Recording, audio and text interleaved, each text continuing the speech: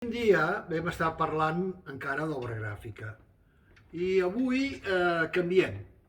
Avui torno a obrir els calaixos del meu magatzem arxiu. Naturalment avui tot seran aquarel·les i per ensenyar he preferit aquarel·les grans. Comencem, com que estem a l'hivern, amb una aquarel·la hivernal. És una aquarel·la que vol representar la pluja sobtada. Una cosa que he vist al carrer i que he arribat a l'estudi i n'he fet tota una sèrie. Ara, una quietud, dues figures simètriques renaixentistes, a lo Piero la Francesca, sostenen en l'escenari de l'estudi un quadre on representa el ball d'un party, record meu de la meva joventut.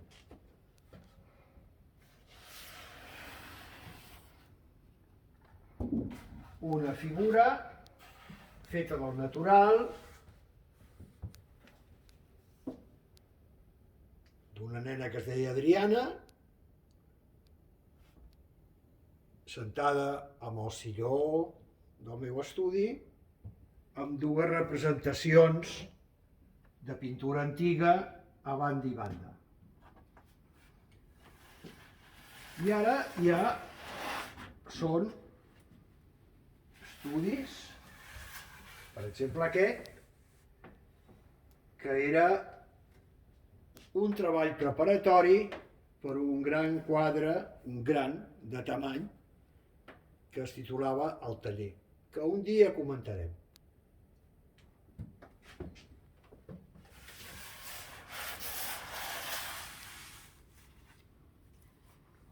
La figura que està d'esquena és la meva model habitual, Frederic Contes.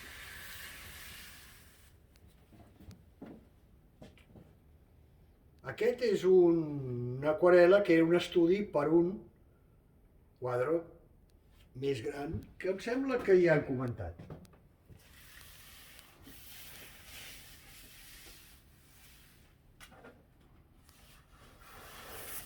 Ara també és una aproximació amb un retrat que tenia que fer, que per trobar la pose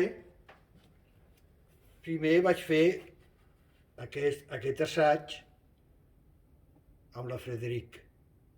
Era per fer el retrat de la degana de la Facultat d'Econòmiques de Barcelona, que finalment va ser un retrat que vaig fer molt més frontal. I aquí entrem una mica en la natura. Algun dia també us ensenyaré tots els meus estudis que tinc sobre les diferents varietals de raïm que hi ha plantades a Catalunya. És un estudi fet absolutament del natural. Més natura, doncs, l'adolescent seminua, que espero que no ho censurin.